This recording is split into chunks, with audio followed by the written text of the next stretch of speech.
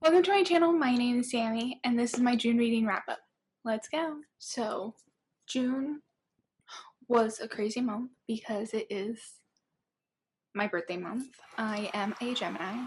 Don't be scared. I feel like Geminis get a lot of bad rep.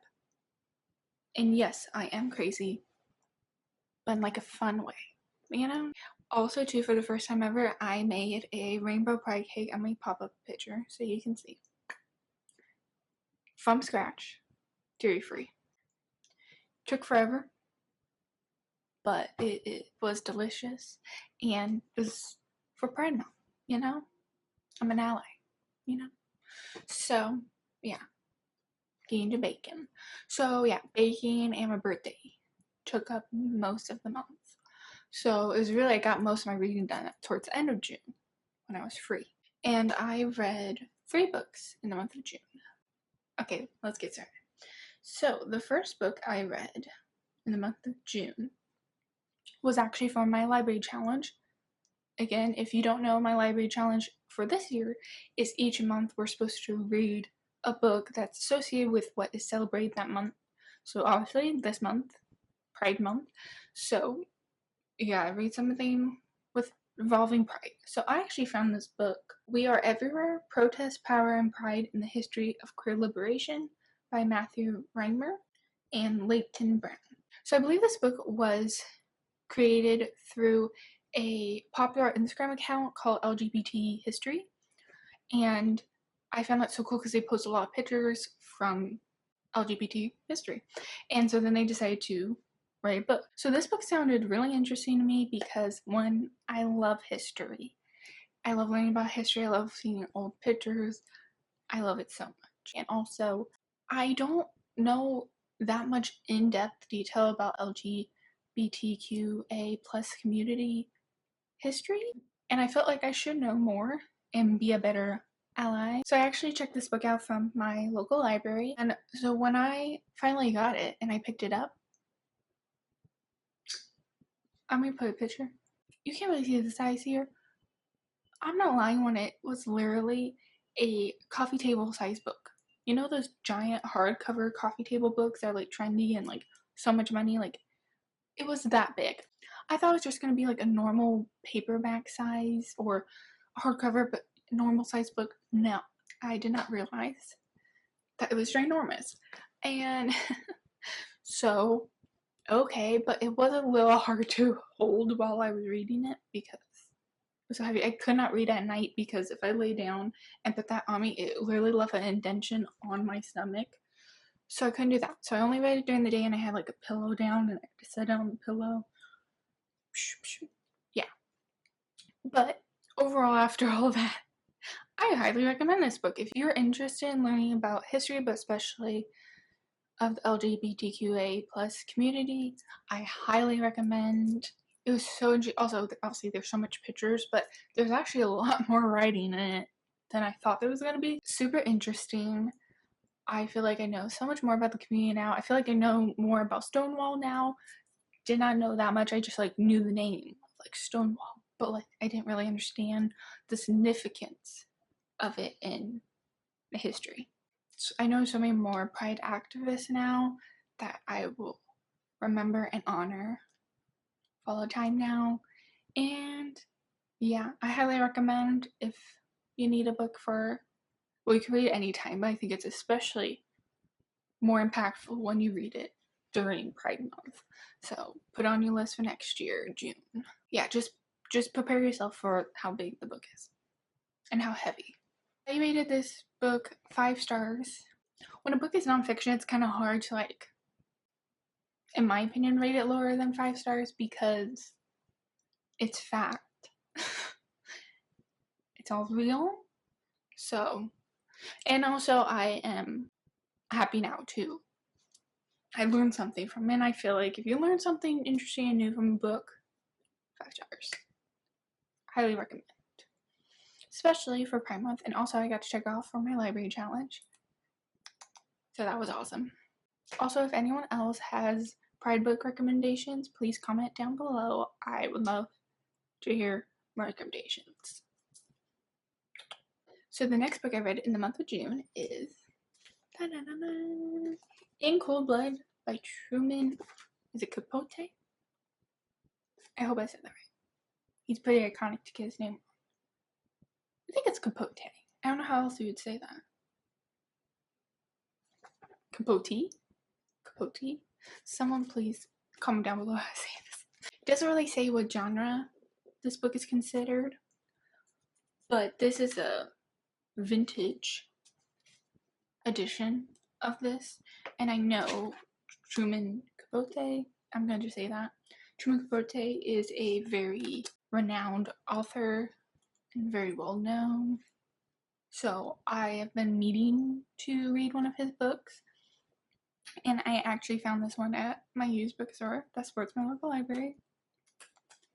And it was kind of creepy, as I remember when I got this, I saw it on the shelf and I was like, that cover looks familiar. And then I realized I had just seen, at the time, I had just seen Jack Edwards talk about this book or show it. And so it's kind of like a it was kind of like deja vu, but not deja vu. Whatever. So let me tell you what this book is about. So this book, I guess you could say nonfiction, because everything that happens in the book, it actually happened. Okay, so let me just read you the blurb on the back. On November 15th, 1959, in the small town of Homecombe, Texas, 4 members of the Cutter family were savagely unalived by a blast from a shotgun held a few inches from their faces. There was no apparent motives for the crime. There was almost no clues. As Truman Capote reconstructs the murder and the investigation that led to the capture, trial, and execution of the killers, he generates both memorizing suspense and astonishing empathy. In Cold Blood is a work that transcends this moment, yielding insights into the nature of American violence. So this book follows a real true crime case, and this author, he actually goes through the whole entire investigation, and then also the capture of the killers and justice being served. So this was very interesting because I really don't read true crime books. I normally just watch true crime stuff like podcasts, TV shows, documentaries. I don't normally read it, so that was very interesting. I think I've only read one other true crime book. I think it was like The Innocent Man or something. I forget what it was called.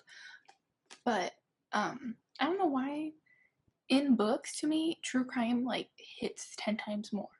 Like, it just, reading the words of what happened to this family versus like having someone tell it to me. I don't know what that was, but I feel like this book really hit me. It was intense. The only thing I have like with this book is just I felt like the beginning went on for a long time.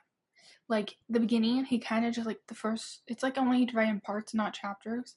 And the first part is just him telling you about the family, each member.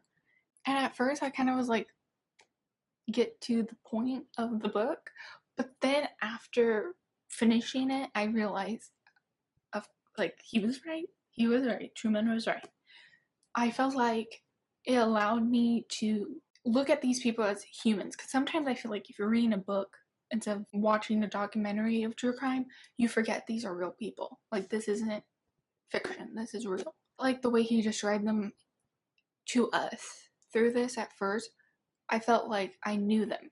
When then the horrible stuff happened, I felt like they were like my neighbor or acquaintance, and I was like, whoa, it hit me harder than if he just went right into the bad stuff, you know? And yeah, I really enjoyed this. I did actually like struggle with the ending a bit. I won't go into obviously detail because spoilers, but obviously you can look it up, and yeah, not really spoilers because it really happened. You can easily go look it up. Yeah, so the ending of this book, I struggled with because it was very intense. So I would have to say, if you have not gotten any true crime watching, reading, I wouldn't say this should be your first one. I don't think so. This is like crazy. But also I love the talk of which is shocking to me, in like the 60s, there was high talk of mental illness. in the book, which I was shocked by, because I didn't think like in the 60s they even knew about mental illness at the time. I thought they would just be like, you're crazy, that's it.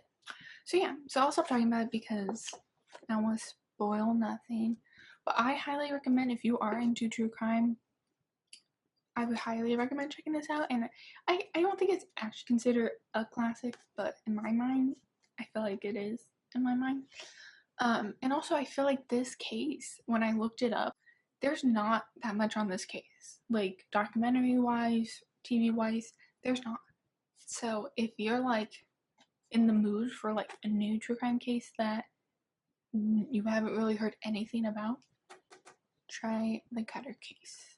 Yeah, so I rated this book 5 stars because it was intense, thrilling, and absolutely insane. Like, when I think about like what happens in here, it's like, this is real. So I'm starting to say, if you're bummed down, don't read this because it will bring you down.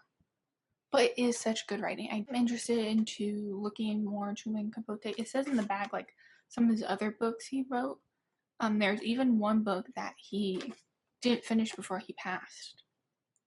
So that sounds interesting to me. Yeah. So I would just say this isn't for the, what is it? Is it the lighthearted people? I loved how he wrote this. It didn't sound like, I thought it was going to be like him going step by step how he like investigated the case and everything, but he does not mention himself once in this book. He only just tells it like a novel, like he writes as a novel of just like, here's what happened.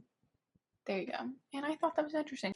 Highly recommend, but just a little warning, I would say prepare yourself for getting into this because it is intense and real people. So, true crime. I highly recommend, if you are in true crime, read this book. It's insane. Also, if you want to see Truman, there's Truman. So, the last book I read in the month of June is Mary Poppins by P.L. Travers. I hope I said that right. Mary Poppins is considered a classic, right? I think we can all. It's a classic. And I think I've told you before, I have my laptop case that has a bunch of different classic books on it, and I want to read all those books so I don't look like a fake. I may have read the book as a kid, and I just don't remember. And or the movie too. I feel like I had to have watched it as a kid. I just don't remember it. I do want to watch the movie now that I've read the book. With Julie Andrews. I think there was a new one with, I always forget her name. Emily something. But whatever, I'll watch the Julie Andrews one. But yeah, so Mary Poppins. So this is, I think, considered now a children's book classic. This story is about a nanny who comes to take care of the bank's children, and she is magical. The incredible, the magical Mary Poppins. Yeah, so that's pretty much all I kind of knew about Mary Poppins. It was a really short book. I think it's only like something like 150 pages, 130, something like that. It's very short. I'll say kids book. But I read it in one sitting and I enjoyed it. I did see that they did have to, one chapter said it was revised. So there's, I feel like that's just with time. Some things are like, that's not acceptable anymore or appropriate. We need to fix it. And they did. So, good in my eyes, as long as they fixed it. And I really enjoyed it. I feel like the whole time I had a smile on my face. If you just need to pick me up, don't pick up this book. Pick up Mary Poppins. Because I will never feel ashamed or like, I'm reading a kid's book and I'm an adult. No. Even when I'm 80 years old, I'll still be reading YA books and children's books whenever I feel like it. Okay? If I need to read some Skippy John Jones to make me feel better, I will. Okay? Also, if you don't know the series of Skippy John Jones, go check it out from your local library right now. Or actually go to your library and just read it there. Oh, take you 5 seconds. As I was saying, back on topic because I won't stop talking about random stuff. It's just so joyful and happy, magical. I feel like also too I loved is different parts of it made just like normal life, magical fantasy. I don't know how to explain it. Like there was one chapter where like the boy like got up on the wrong side of the bed, and then he was just like grumpy and horrible the whole entire day. And I was like, you got out on the wrong side, but it was like a magical thing of just like. So now like whenever I'm grumpy, I'm like just like, oh, I got up on the wrong side of the bed. Okay, not my fault. I don't know. It was just so interesting and so magical and so fun. And I believe I rated it 5 stars. Was this a 5-star month? It was a 5-star month. I rated all my books 5 stars. Also, too, I think Mary Poppins just made me more like, because I did read 2 very intense nonfiction books. So having this just fairy tale fun. And also, I'm an idiot. I did not realize there was more than one Mary Poppins. I did not know it was a series. Did not know that. So I'm excited to continue the Mary Poppins series. Whenever I feel like I'm going to save that as like I'm feeling a little down. I need to pick me up. I just need happy, joy, magic, So that's all the books I read in the month of June. Please comment down below what is your favorite book you read this month. I would say, ooh, that's a hard one. Because I really did enjoy these 3 books because for different reasons. I really enjoyed We Are Everywhere because I learned new stuff that I didn't know before about history. But then also I really enjoyed In Cold Blood because I had no clue about this case, this true crime case. And I found it very interesting and thrilling. Also, Mary Poppins was just a good old time. I can't choose. I can't. It was all good. It was all good. Thank you so much for watching. Please like and subscribe. It means so much to me. And I'll see you in my next video. Bye.